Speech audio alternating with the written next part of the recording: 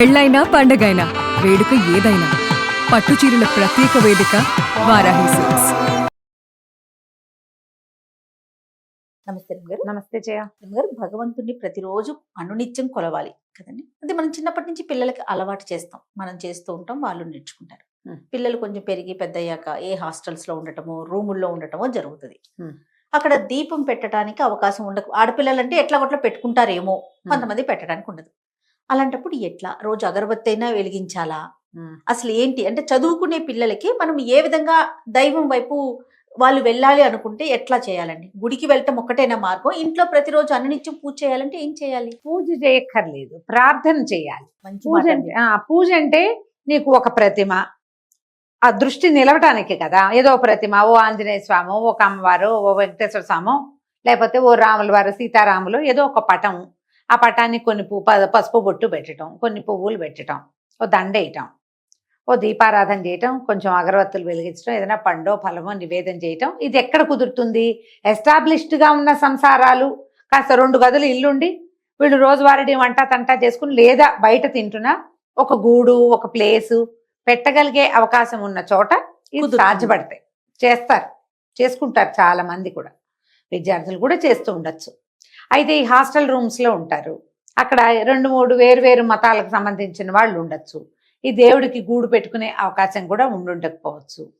వీళ్ళు పుస్తకాల్లోనే నీకు ప్రతిమ చూస్తే గానీ సంతోషం ఉండదు అంటే ఒక పిక్ పుస్తకాల్లో పెట్టుకోండి, ఫోన్లో పెట్టుకోండి. ఆ ప్రతిమ చూస్తే నీకు పాజిటివిటీ కలుగుతుంది, పాజిటివ్ వైబ్ వస్తుంది అంటే ఆ ఫోటో చూసుకోండి, ఆ పిక్చర్ పెట్టుకోండి చాలు.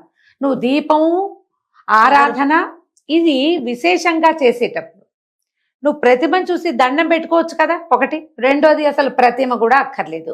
నువ్వు పొద్దున్నే లేచావు, బ్రష్ చేసుకున్నావు, స్నానం చేసావు, నువ్వు గాలికి దండం పెట్టు. గాల్లో తూర్పు వైపు మాత్రం తిరగండి చాలు. హాస్టల్ అయినంత మాత్రం తూర్పు పడమర లేకుండా ఉండవుగా. బాల్కనీలో కనపడతాడు, కిటికీలోంచి సూర్యుడు కనిపిస్తాడు, సూర్యుడికి ముఖం పెట్టి దండం పెట్టుకోండి. నీకు వచ్చిన ఒక నామమో స్తోత్రమో ఏం రావు, దేవుడా దండం పెట్టండి. ఏదైనా వస్తే చదువుకోండి. సూర్యుడిని చూసి చేసిన నమస్కారము మీరు ఏ ప్రతిమకి చేసిన నమస్కారం కంటే తక్కువ కాదు. మీరు దేవాలయ దర్శనం చేస్తే ఎలాంటి ఫలితం లభిస్తుందని పెద్దవాళ్ళు చెప్తారో, సూర్యనారాయణమూర్తి ముఖాన్ని పొద్దున్నే చూసి దండం పెట్టినా అదే ఫలితం, అక్షరాల అదే చక్కగా లభిస్తుంది. నీకు దండం పెట్టాలి అన్న యాటిట్యూడ్ లోపల ఉండాలి, అది చాలమ్మా, అది సరిపోతుంది. నువ్వు ప్రతిమ పెట్టి ఫోటో పెట్టేసి అవేవో పెట్టుకుని పువ్వులు పెట్టి పూజ చేస్తే ఎంత ఫలితమో, దండం పెట్టాలన్న ఇంటెన్షన్, దేవుడికి స్నానం చేసి దేవుడికి దండం పెట్టుకోవాలి. ప్రత్యక్ష నారాయణమూర్తికి నమస్కారం పెట్టండి, ఎంత పనిచేస్తుందో తెలుసా అది. నువ్వు ఇప్పుడు మధ్యాహ్నం దిన మార్తాండుడికి పెట్టవుగా దండం, అవును కదా. ఇవన్నీ పొద్దున పూట జరిగేవి. ఆ ఉదయకాలపు సూర్యబింబ దర్శనము అంతులేని పాజిటివిటీని పెంచుతుంది మీ లోపల, దానికి చివర లేదు అసలు. మీకు ప్లస్ అవుతుంది అది. ప్రతిమ ప్లస్, సూర్యుడు ప్లస్సే. అవకాశం ఉన్నది తీసుకోండి. ఏ ఫారిన్ కంట్రీకో వెళ్తాం, ఎక్కడైనా ట్రిప్కి వెళ్తాం, ఆ హోటల్ రూముల్లో ఎక్కడో ఉంటాం, ఏదో గుడికి వెళ్దామనో లేదా ట్రిప్ వెళ్దామనో, పొద్దున్న లేచి స్నానం చేయగానే దేవుడికి దండం పెట్టుకోవాలి అన్న ఒక గీత గీసి పెట్టుకోండి బ్రెయిన్లో. ఆ స్నానం మిట్ట మధ్యాహ్నము అర్ధరాత్రులు కాకుండా కొంచెం ఉదయమే. మీకు ఒక నియమం కనుక ఉందనుకో, by 7 by 8 ఇలాంటిది ఉంది, 7 గంటకల్లా స్నానం చేస్తావు, దండం పెడతావు, లేదా 8 గంటకల్లా. నియమం తప్పదు, నియమమే భగవంతుడు. స్టూడెంట్స్ అయినా చేయొచ్చు కదా. భోజనాన్ని కూర్చుంటారు, బ్రేక్ఫాస్ట్ కూర్చుంటారు, ఒకసారి దేవుని తలుచుకుని ప్రేయర్ చేసుకుంటారు చాలా మంది. మీరు ఏమీ చేయదు, దేవుడా ఓ మంచి దేవుడా అనక్కర్లా, మీరు ఏమనక్కర్లా. ఆ మొదటి ముద్ద, ఒక ఫస్ట్ బైట్ తీసుకునేటప్పుడే మీ ఇష్టదైవాన్ని ఒక్కసారి తలుచుకుని తినేయండి. అది ఈ తిండిని మీరు దేవుడికి ఇచ్చి తిన్నట్టే. అది నివేదన చేసేవు నువ్వు, చక్కగా పనికొస్తుందమ్మా. అసలు ఆలోచించద్దు. దీపం పెట్టకపోతే కుదరదు, అగరత్తులు వెలిగించకపోతే కుదరదు, పువ్వులు ప్రసాదము లేకపోతే కుదరదు, అసలు అలాంటిది లేనే లేదు. అవన్నీ ప్లస్సులు. బేసిక్ ఏముండాలి మనకి? లోపల భగవంతుడి పట్ల ధ్యాస, ఆస్థ, నమ్మకం, ఆసక్తి.